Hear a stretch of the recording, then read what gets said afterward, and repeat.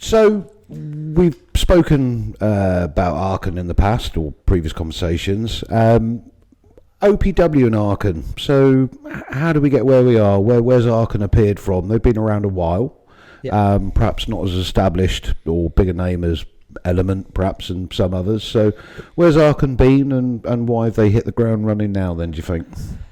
So I first came across Arken probably 4 or 5 years ago at the SHOT Show. I remember walking past their booth and having a peek at their scopes and thought, these look pretty good for the money. And at that time, very small booth, probably the first year of them sort of being out there. And they just couldn't get over into the UK. They basically didn't have the export licenses. We tried working with them over the course of like 2 years, and every time they didn't have enough stock for the market over in the States, and they just didn't have the export licenses. And that basically just completely stunted it. I think tail end of 2022, Highland Outdoors managed to start dealing with them, bought them in, and the pricing structure was quite high in comparison to the States, and obviously that's been where...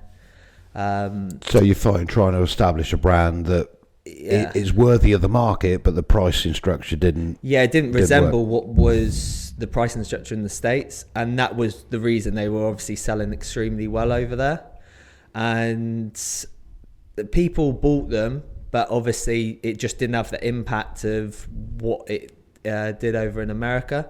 There's some really good models, and to be honest, even at the 750 mark for say like the EP5 5-25, which is like a 34mm tube scope, decent amount of internal adjustment, decent glass, that at 750 was still a bargain and incredibly well priced at 750.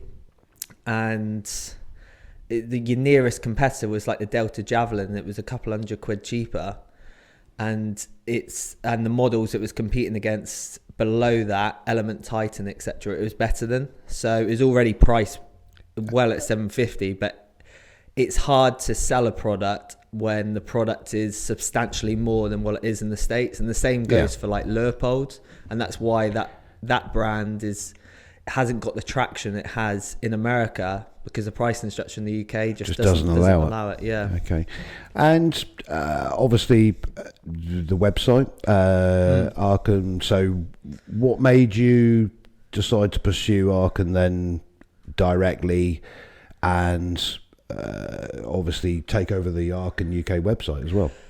So basically what happened, how it unfolded, they went with like a European distributor, and it was a way of us being able to deal directly with and obtain the unobtainable as such. Yeah, and that worked well, got the product into the UK, and we started selling the product well. We took on the arken.co.uk website. That actually was selling a few products, and just more of sort of something what we took on based upon the fact that we were looking to sell them actively in the UK. So it made sense us taking that on from the previous distributor, which was obviously Highland at the time.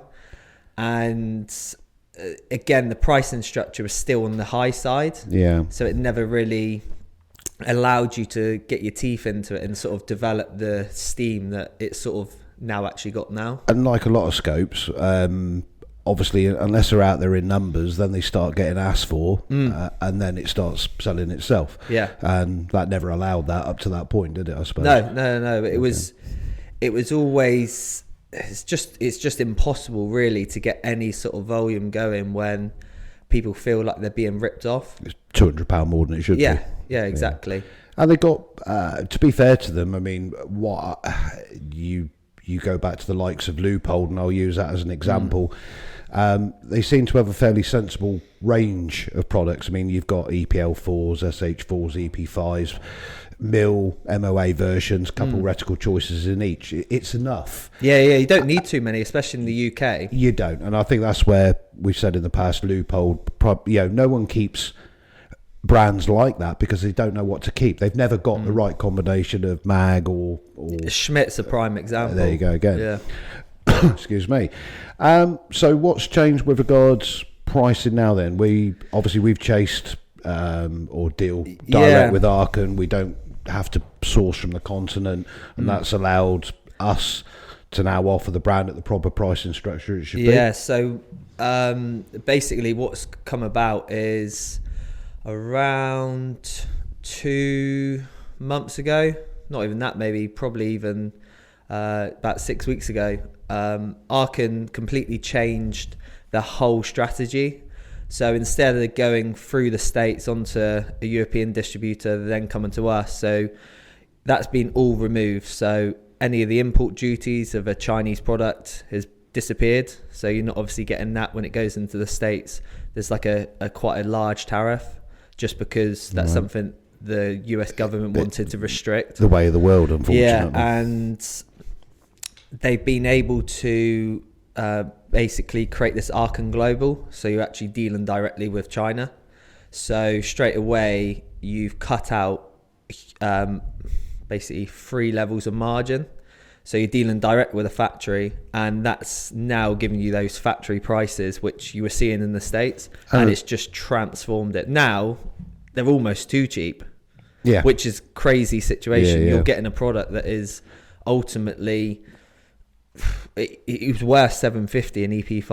I keep saying that one, but it was worth £750, and it's now $499. And I mean, obviously, you do nice range of mounts, accessories, throw levers, bubble levels, flip up caps. It's enough. It all complements each other quite well, doesn't it?